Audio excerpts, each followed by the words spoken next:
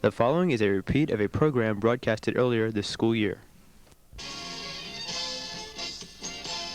Welcome once again to the Killian Forum with this week's hosts, Debbie Bang and Kathy Wilmot. Hi, I'm Kathy. This week's theme is Miami's attractions, featuring the Miami Seaquarium and Metro Zoo. Also, we will have a special feature on the Marching Cougars Band's recent performance at halftime of the Buffalo and Miami football game at the Orange Bowl. So please stay tuned. Next up will be Marcy Mayer doing the Cougar News.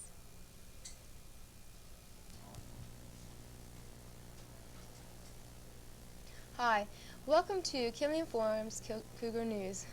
Oakland school teachers voted Sunday on a contract that would give them a 14% raise over 2 years and start school Monday for 49,000 students idled by a 4-day strike.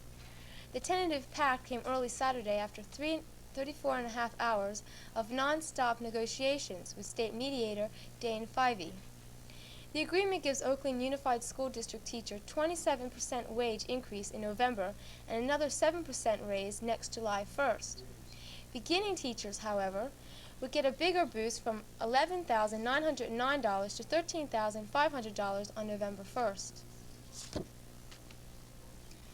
Newspaper war of sorts is brewing on the quiet Coral Gables campus of the University of Miami. It pits the Miami Hurricane, the well-established official publication of the university, against the Miami Tribune, a self-described conservative upstart founded by a hurricane defector.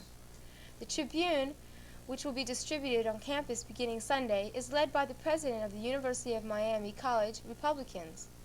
The only ad in its first issue is from the John Burke Society, a national political organization. Tribune editor Mike Johns, a former hurricane columnist, said he started the newspaper because the hurricane is too liberal. Scholastic aptitude test scores of Dade County high schoolers in the past year declined most markedly on the exam of verbal skills.